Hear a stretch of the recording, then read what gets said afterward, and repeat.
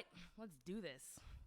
Je suis debout sur l'autel du Temple Aberdeen en ce jour de hangover national, en plein milieu des rites annuels d'Acadie Rock. C'est à mon tour de faire des invocations et d'être prêtresse pour le peuple.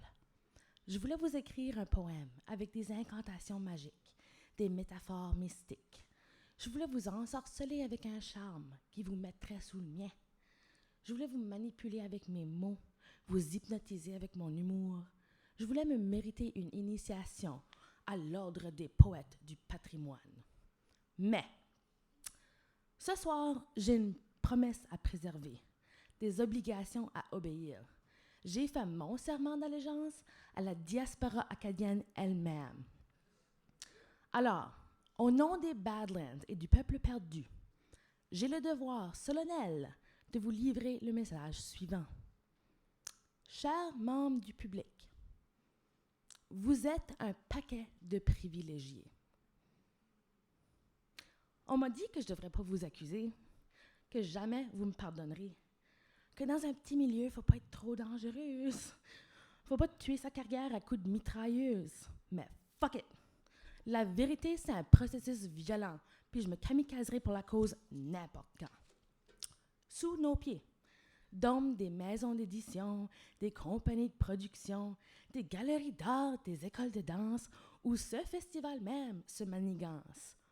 Il y a plus de choses prises pour acquis en ce moment sous ce plancher que j'ai vu dans toute ma vie dans l'Acadie des Oubliés. Vous entendrez ce soir 7 poètes.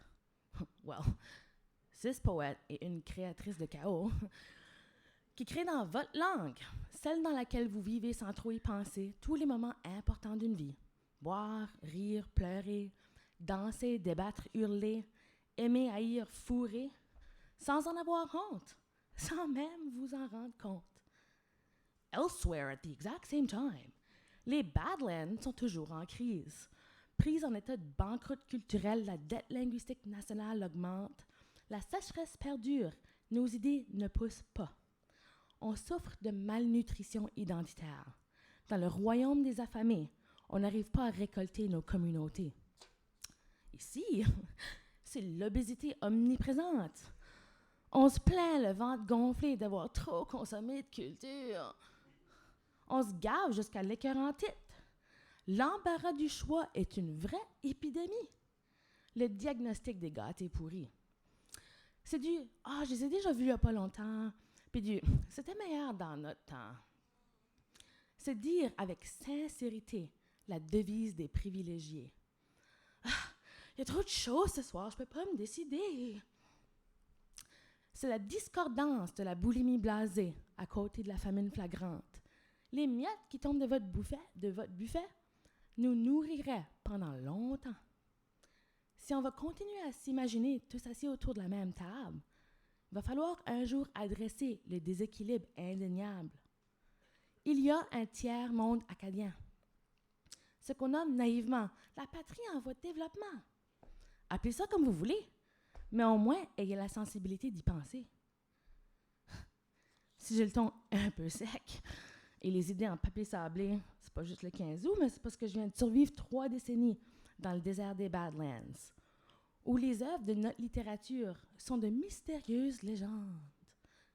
Celles qui sont exposées sur nos étagères sont des artefacts précieux, des reliques rapportées dans nos bagages, souvenirs de longs pèlerinages. Let's get real for a minute.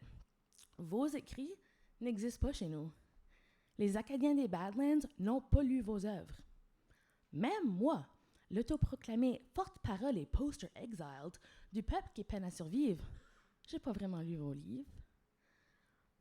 Might as well admit, ici et maintenant, que je suis la poète la plus inculte que vous entendrez ce soir. Que j'ai lu Georgette, mais pas Raymond Guy. Que j'ai lu Pélagie, mais pas le reste. Que ça fait juste 1 an que j'ai connu Gérald dans la reading room à Marc Chamberlain. Que j'ai jamais tenu une copie d'Acadie Rock dans mes mains. Je m'en sors mieux que la moyenne, d'analphabétisation à 66%, mais c'est dû en grande partie à la générosité de ce poète barbu qui me laisse boire de son oasis. Après que son van couche, je me self-medicate avec sa bibliothèque. Je comble mes lacunes avant qu'on les pointe du doigt. Je guéris mon ignorance, une page à la fois.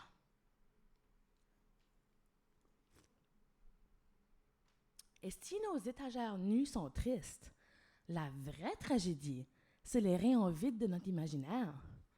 Tu peux pas te chercher dans une culture sans y être initié. Tu peux pas détruire l'establishment sans savoir où viser. On aime gonfler nos poitrines en disant que notre pays est intérieur et a pour limite territoriale les parois de nos cœurs. Mais les frontières relèvent du réel, même dans notre pays imaginaire. C'est de leur faute que même ici avec vous, j'ai toujours un statut de minoritaire. Notre peuple est encore à la dérive. Le temps fait croître la distance entre nous, comme l'expansion de l'univers qui nourrit le vide entre les astres. Des années-lumière nous séparent maintenant, et vous projetez votre mythologie sur nos lueurs dans votre ciel pour faire des constellations autoréférentielles. C'est juste sur votre planète qu'il y a eu une renaissance acadienne, qu'il y a eu un 68, qu'il y a eu un cachot, que le chiac a été poétisé, que l'Acadie a été réinventée. Si le temps est mesuré à partir de révolutions, faut pas s'étonner qu'on a du mal à synchroniser. Alors que le cosmos entier est le canvas de vos créations, nous, on reste figés dans une autre dimension. J'ai une bonne nouvelle pour vous. Ce poème accusatoire a bel et bien une fin. Le rituel de la réprimande sera complet et vous pourrez vous recacher dans le confort de vos nombrils. Mais cette libération est conditionnelle. Quand j'aurai fini de jouer à la poète dissidente, interdiction formelle de me dire les choses suivantes. 1. Ne me dites pas que Moncton est actually pas mal anglais, que ça s'assimile ici aussi, que votre bilinguisme est difficile. Pour une fois dans vos vies, ayez la compassion de vous taire. Ne vous mettez pas encore une fois au centre de l'univers. 2. Ne venez pas me faire la leçon et me dire que cette opulence est le fruit de longs labeurs. J'en ai jamais dit le contraire. Et c'est pas parce qu'il y a des riches qui ont travaillé fort qu'on ne devrait pas parler de pauvreté. 3. Ne venez pas me dire que la Nouvelle-Écosse est présentement très en vogue. Si je suis fière de notre baie Sainte-Marie, elle est loin de représenter mon vécu. Pendant que vous êtes émerveillés par son phare, les Badlands restent toujours dans le noir.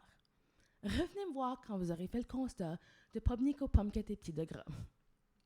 4. N'allez pas dire dans mon dos que j'exagère et je dramatise. Si vous voulez me neutraliser en criant à l'hystérie, ceci est votre invitation faussement polie de retourner dans votre onde millénaire. Anyways, je m'ai déclaré l'émissaire des enragés et je refuse de descendre du haut de mes frustrations. Je vois plus clair d'ici et la colère est l'encre avec laquelle j'écris. Finalement, n'ayez pas la prétention de croire que vous pouvez me battre à mon propre jeu. N'essayez pas d'avoir le mot final en venant me dire sûr de vous que j'ai quand même fait le choix indépendant d'être dans l'endroit que je critique incessamment. Parce que oui, j'ai opté pour l'exil, mais mettons quelque chose au clair. Je suis ici en tant que réfugié linguistique et je souffre de post-traumatisme culturel.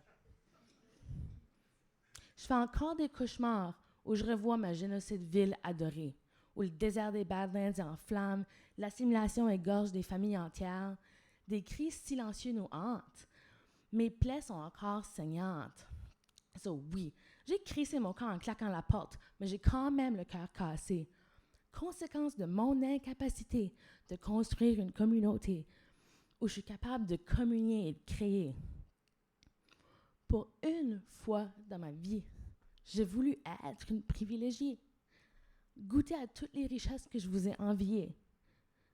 J'ai payé à plein prix mon exil, en échange du rêve d'une Acadie plus facile. L'Acadie où la patrie vit sur les trottoirs, où un bataillon de poètes fait la patrouille de nuit, où les backyards sont des centres communautaires, où les agents de la contre-culture sont mes mentors, où les penseurs et les artistes s'entassent sur la même terrasse, où on conspire toujours une révolution après quelques verres. où tout n'est pas taché de honte et de tristesse, où parler français n'est pas un acte révolutionnaire, où il y a la reading room à Mac, où on inaugure au lieu de commémorer, où la déportation est finie, où on tombe en amour en français, où on peut se saturer de culture, où on peut toucher au sacré dans le temple Aberdeen, où je suis jamais la seule acadienne, où je peux vivre toutes mes émotions dans ma own langue, où je peux lire mes poèmes à haute voix, où mes mots sortent de leur coma, où je peux appartenir à quelque chose qui me ressemble, où ça se passe tout autour de moi, où ça me rend dans l'âme, où je suis venue me perdre, où j'essaie encore de me retrouver. Ben, on peut clairement pas finir de même.